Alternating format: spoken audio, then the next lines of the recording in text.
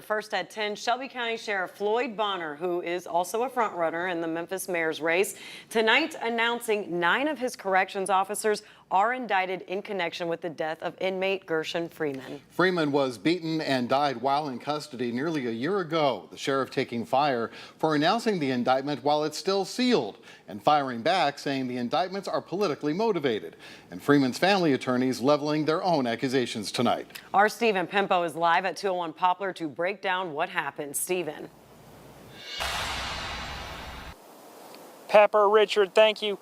Sheriff Bonner says those 9 employees remain on paid leave, but the attorneys for Gershun Freeman's family say they saw them continue to work in the jail even after Freeman's death. Now, what both sides can agree on is that this tragic investigation has become hijacked by a political battle over Bonner's run for mayor. I stand with these officers. I believe that if I were not running for another office, these indictments never would have happened. And I find this despicable. That was Shelby County Sheriff Floyd Bonner's message to the public after announcing 9 of his correctional officers were indicted in connection with the death of Gershun Freeman. The incident that led to his death was captured on video. Bonner claims the charges are connected to his campaign for mayor and the fact that Shelby County District Attorney Steve Mulroy endorses his opponent Van Turner, leading to Davidson County DA Glenn Funk taking over. Mr. Funk quickly released an edited jail surveillance video. Even Mr. Mulroy agrees that prosecutors are not permitted to release a jail video surveillance footage to the public. Mulroy says that is not the case, releasing a statement saying the release of the video was per the regular practice of DA Funk and not at all unusual. I haven't stated I disagree with it. Sheriff Bonner was legally able to release any and all of the videos in all jail death and officer-involved shooting cases.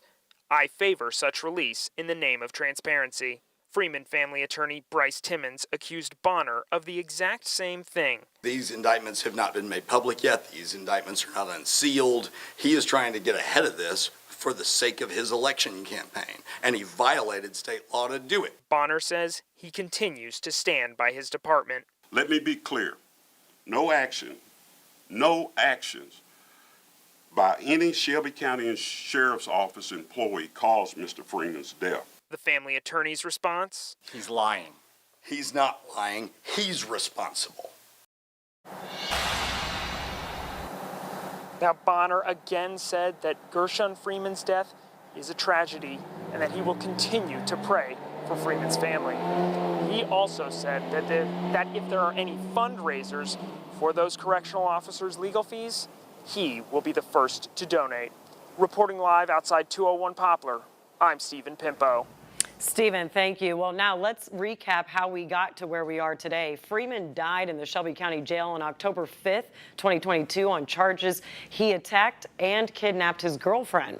Months later, on February 17th, Nashville's DA was called in to take over the case, an autopsy ruling Freeman's death a homicide. In March, jail surveillance video was released showing Freeman escaping his cell and multiple correctional officers trying to subdue him. Then today, Sheriff Bonner announced these indictments, which tonight are still sealed. Tonight, several of the sheriff's opponents in the Memphis mayor's race responding to the news. Michelle McKissick saying it is unconscionable that Bonner's ego wants to make this about his political career. McKissick is calling on the DOJ to open an investigation into Bonner and the sheriff's office. Van Turner's campaign said, unfortunately, this is what we have come to expect from someone who fails to provide leadership and oversight and is only focused on his next position and not the current one he was elected to do. And candidate Paul Young saying tonight's press conference does nothing to mend the relationship between officers and our community. What we need is justice, accountability, and leadership that gets it.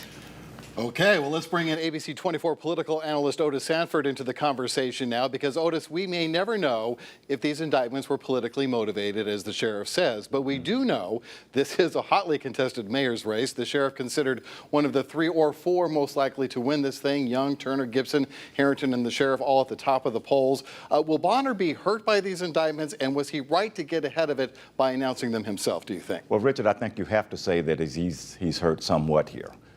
This is a bombshell story. And officers under his leadership indicted, some of them on second-degree murder. So yes, it hurts him politically, especially since there's 23% undecided voters out there, and they're trying to decide who they support. Now, in terms of him releasing the video, I'm sure that his campaign told him to get out in front of this in order to show that he is practicing some transparency. Well, connect the dots for us. Why would this be politically motivated? Shelby County DA Steve Mulroy recused himself, and Davidson County DA Glenn Funk, who's on the right there, he got the case. So why would he care about the Memphis mayor's race? And he shouldn't. And I'm not sure that that allegation by Sheriff Bonner will stick. Steve Mulroy insists that he had nothing to do with this. He didn't have anything to do with picking Glenn Funk as the special prosecutor here.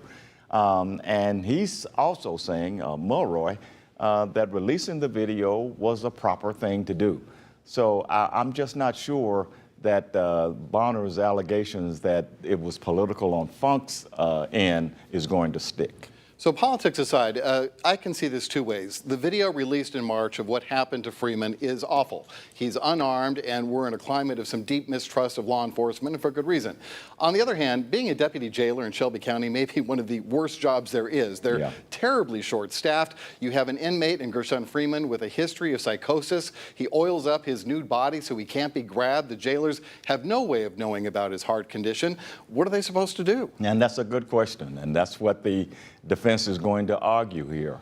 And plus, Richard, there will be a faction of voters in this community, the law and order voters, who will have some sympathy for the jailers and also have some sympathy for Sheriff Bonner here. So it's not all bad news for Sheriff Bonner if he can convince enough voters that law and order was what was being done here in the jail. All right, a lot of unanswered questions we'll be following with. Thank you, Otis, for your perspective tonight. Thank you.